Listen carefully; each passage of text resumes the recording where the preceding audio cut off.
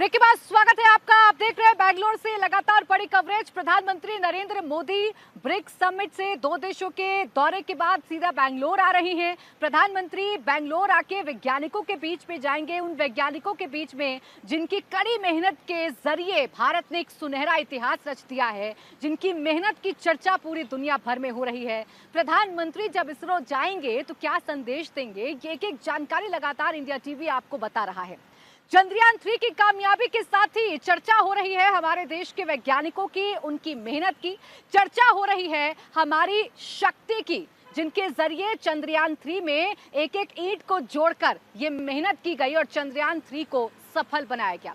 क्या आप जानते हैं कि चंद्रयान 3 में जुड़े हुए वैज्ञानिकों के नाम क्या हैं? क्या आप जानते हैं चंद्रयान 3 प्रोजेक्ट में कितनी महिला वैज्ञानिकों ने अपना योगदान दिया है? ये एक एक जानकारी इस वक्त मैं आपको देने जा रही हूं। महिला शक्ति पर हम चर्चा करेंगे। मेरे साथ मेरे सहयोगी राघवन लगातार जुड़े हुए हैं। राघवन, जब हम चंद्रयान 3 की बात कर रहे हैं तो 5 लोगों का जिक्र कर रहे हैं। हम चर्चा कर रहे हैं उस पूरी टीम की जिसके टीम वर्क के जरिए चंद्रयान 3 सफल हो पाया। हम चंद्रयान 2 से सीख कर अब एक इतिहास रच पाए। लेकिन ऐसे में चर्चा उस शक्ति की भी होनी चाहिए, चंद्रयान 3 में उस मातृ शक्ति की भी चर्चा होनी चाहिए जिनके योगदान ने इस मिशन को सफल बनाया है।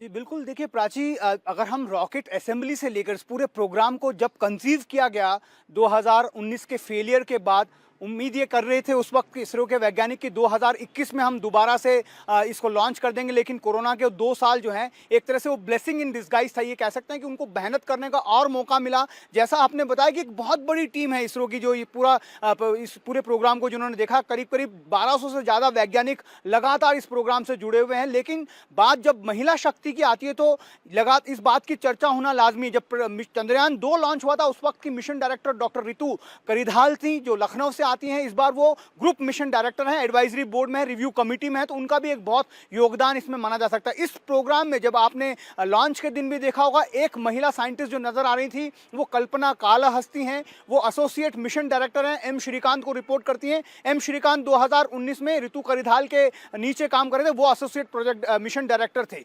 तो आप देखिए किस तरह से डॉक्टर वनीता हैं, ऐसे कई सारे नाम हम गिनवा सकते हैं महिलाओं के। जो खुद डॉक्टर जो इसरो के चेयरमैन डॉक्टर एस सोमनाथ है, उन्होंने कहा कि लगातार एक बड़ी टीम जो है महिलाओं की वो काम करती है। और एक बहुत बड़ी बात मैं आपको बताता हूं और बहुत दिलचस्प भी है, उन्होंने ये कहा कि अगर इस पूरे प्रोग्राम मिशन के तहत अगर एक जूनियर मोस्ट साइंटिस्ट भी अगर कोई डाउट रेस करता है तो चेयरमैन इसरो तक को इस बात का जवाब देना पड़ता है, उन्हें कन्विंस करना पड़ता है कि जिस लॉजिक की वो बात कर रहा है उसमें क्या कोई त्रुटि है। अगर वो ऐसा नहीं मानते हैं तो क्यों नहीं है। इसका मतलब ये समझिए कि टीम वर्क जो है वो किस लिहाज से होगा। यहाँ पर हर एक वैज्ञानिक को उतनी ही वैल्यू, उतना ही उसका जो है उसके काम की तारीफ होती है जितनी चेयरमैन इसरो की होती है। तो ये पूरा एक सेटअप है टीम का, आप इसे ऐसे समझ सकती।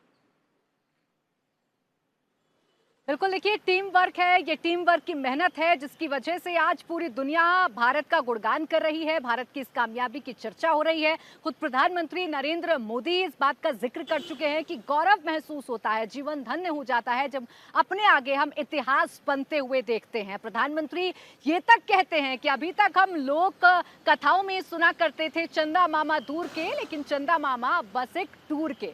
प्रधानमंत्री ने जिक्र करते हुए वैज्ञानिकों की पीठ भी थपथपाई और बताया कि ये जो मिशन था ये कितना मुश्किल भी था और इसमें कैसे दिन रात मेहनत करके इसरो के वैज्ञानिकों ने कामयाबी हासिल की है। पवन भी हमारे साथ बने हुए हैं। पवन, जब प्रधानमंत्री पहुंचेंगे, इसरो के वैज्ञानिकों के बीच में रहेंगे, उनके काम के बारे में जानेंगे, उनकी मुश्किलें जो आई उसके बारे में जानेंगे, इसके साथ ही साथ पीएम भविष्य का भी संदेश जरूर देंगे पवन, क्योंकि जब जब पीएम बोलते हैं तब तब वो ये जरूर बताते हैं कि आने वाले वक्त में भारत क्या आयाम छूने जा रहा है, भारत विज्ञान के क्षेत्र में और क्या बड़े कदम उठाने जा रहा है। बिल्कुल प्राची, आपने अच्छी बात कही, लेकिन एक बात सबसे पहले शुरुआत में बता दूं मैं आपको। पिछले 4 दशक में अगर भारतीय स्पेस प्रोग्राम की 4 बड़ी उपलब्धियां देखेंगे तो 1984 में विंग कमांडर राकेश शर्मा अंतरिक्ष में गए थे। 2014 में उसके बाद एक बड़ा सफलता मिली जब मार्स मिशन हमारा सक्सेसफुल हुआ था। और अब 2023 में चंद्रयान सिर्फ एक ऑर्बिटर तक भेजना नहीं था, बल्कि चंद्रयान की ऑर्बिट करके बाकायदा लैंड करना था और वहां पहुंचना था। तो ये अपने आप में बहुत बड़ा माइलस्टोन है, जहां इंटर स्पेस प्लेनेटरी ऑब्जेक्ट के ऊपर ना सिर्फ आप ऑर्बिट कर पाए बल्कि उसके गुरुत्वाकर्षण से झेलते हुए गति को कम करते हुए सॉफ्ट लैंडिंग कर पाए। यानी ये एक नए युग में भारतीय स्पेस प्रोग्राम को ले जाने का दिन है और इस सफलता के बाद आत्मविश्वास तो बढ़ेगा ही, लेकिन तकनीकी जो सुपीरियोरिटी हमें हासिल हुई है वो अगले मिशन में काम आएगी। और सबसे बड़ा उदाहरण देखने को मिलेगा जब 2 सितंबर को आदित्य L1 को स्थापित किया जाएगा। आदित्य L1 वही स्पेसक्राफ्ट है जिसका जिक्र प्रधानमंत्री नरेंद्र मोदी ने चांद की लैंडिंग के तुरंत बाद किया था। उसे 2 सितंबर को लॉन्च किया जाएगा। वो सैटेलाइट श्री हरिकोटा पहुंच चुका है। यानी अभी बहुत से मुकाम आने बाकी हैं और सबसे बड़ी बात यह है कि आदित्य L1 पर जाकर जो 4.5 महीने में शुरुआत 15 लाख पहला कदम भर है पवन। और कैसे पीएम आके मोटिवेट करेंगे, कैसे पीएम बताएंगे कि क्या आगे भारत की दिशा रहने वाली है, भारत अभी क्या क्या बड़े प्रोजेक्ट्स जारी करने वाला है। वैज्ञानिकों के साथ इस पर चर्चा पीएम की होगी, जिससे पूरे देश के सामने आएगा कि भारत कैसे विज्ञान के क्षेत्र में भी अपने नाम को बुलंद कर रहा है। इंडिया टीवी हर वक्त हर जगह डाउनलोड करने के लिए सर्च करें India TV news Google play store या ऐप स्टोर पर।